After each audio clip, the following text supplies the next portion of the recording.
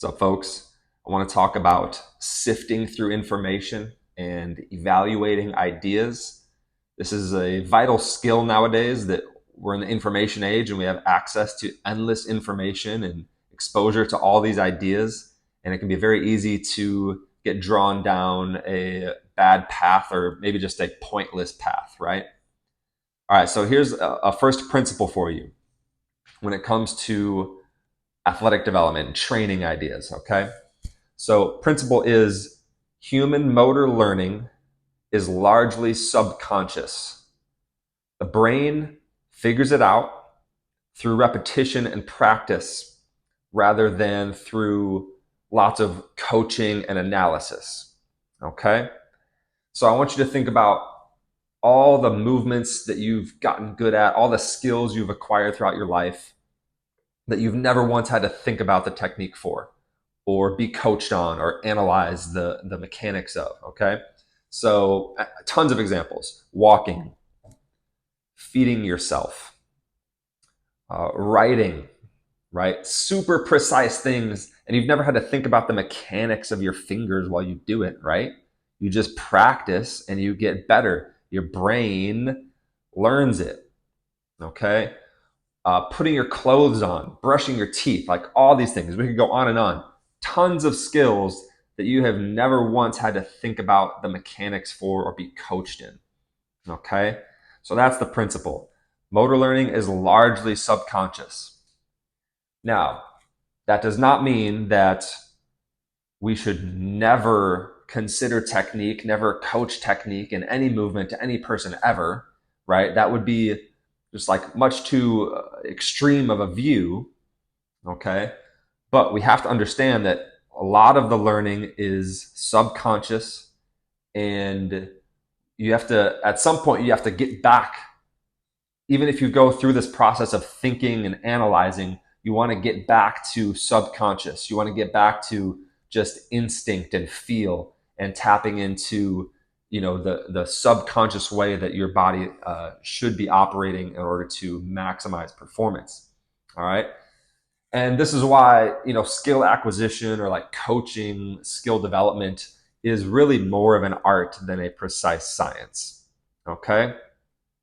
Now, along with this principle, there's another one. It's kind of within it, would be when you make observations of the specific details of a movement, right? Like the kinematics, like the tiny little details in the mechanics.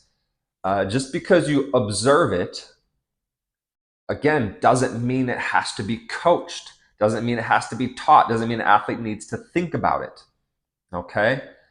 So let's do some examples. Shin drop during acceleration, right? So you have somebody standing in a staggered stance, their front shin is like pretty vertical. You tell them to accelerate forward. They do not need to be told to drop their shin forward in order to accelerate, okay?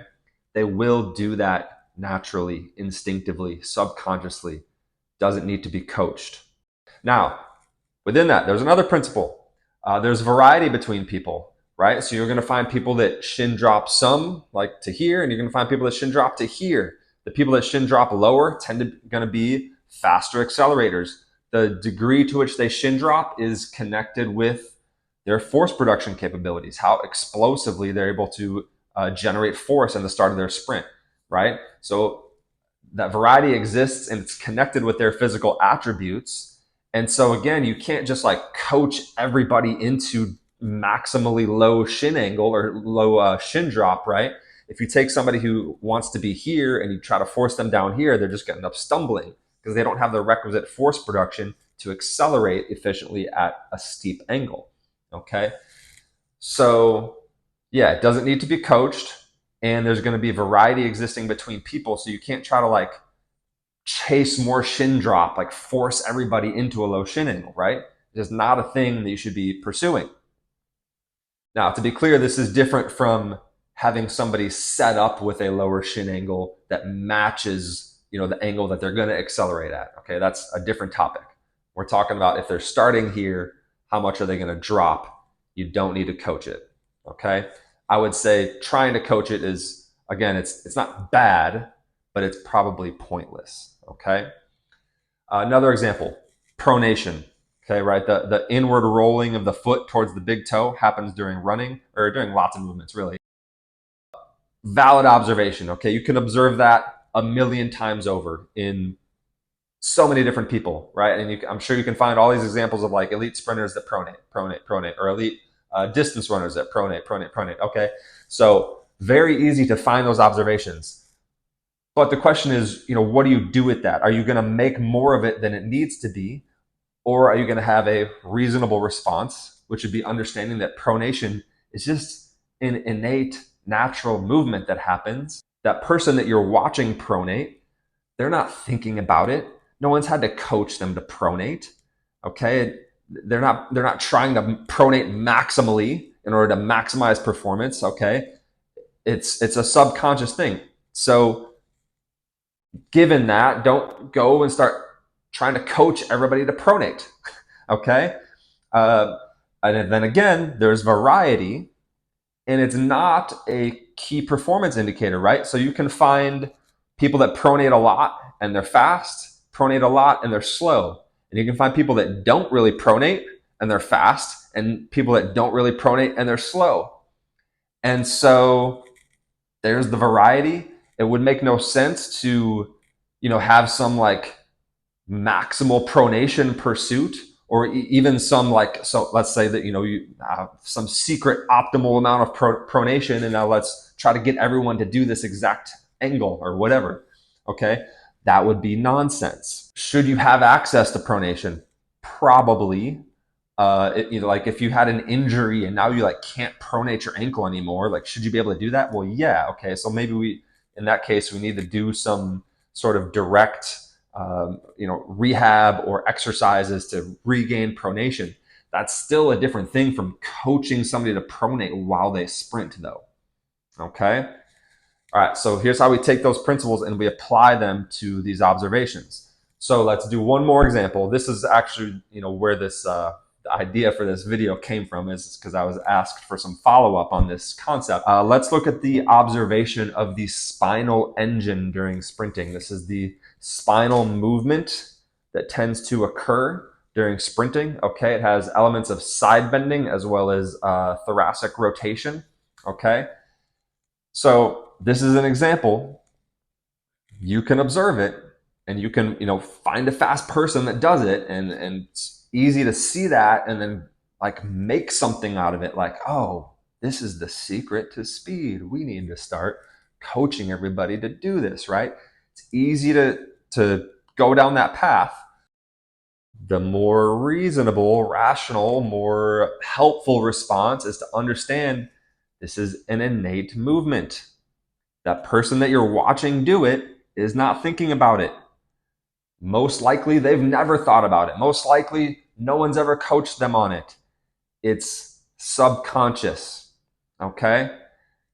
And also, there's variety. And again, it's not a performance indicator, right? You can find people that move their spine beautifully, but they're slow, okay? And you can find people that move their spine beautifully and they're fast. And you can find people who are more stiff and they're slow, or they're more stiff and they're fast. And that would tend to be somebody who's more of a high frequency based sprinter, right?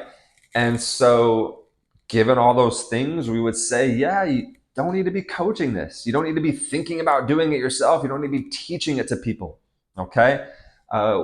Going down that path is, again, it's pointless and it's wasting time. Now, just like we should have access to pronation, should we have access to spinal movement? Yes. And so if you want to say, all right, well, let's do a rotational exercise, let's do a side bending exercise, let's do a little flexion extension.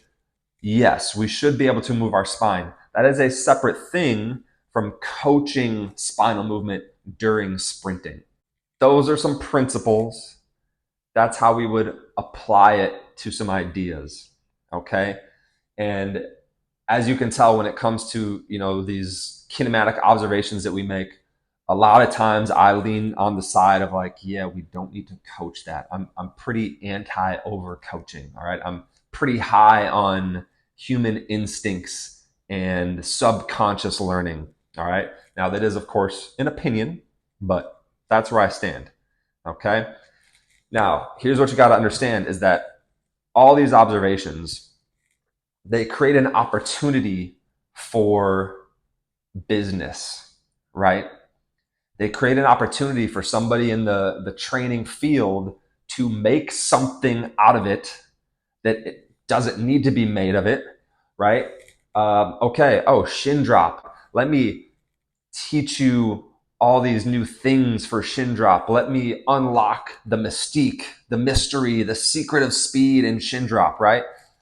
Now we got a training program. Now we got educational material. Now we got a weekend seminar just on Shin drop. Okay, same thing with pronation. Same thing times 1,000 with spinal engine. Okay, it's so easy to see the observation and then just create this mystique around it, this secrecy. Like, oh man, it's this thing from millions of years of evolution. We used to be quadrupeds and blah blah blah, whatever. We move our spine to drive the motion of our body, and you can create this, this theory, this belief about it, and then now you can sell the exercises and the training programs and the educational material and the seminars and the certifications, all based around this spinal movement that shouldn't ever be coached, doesn't need to be coached. Okay.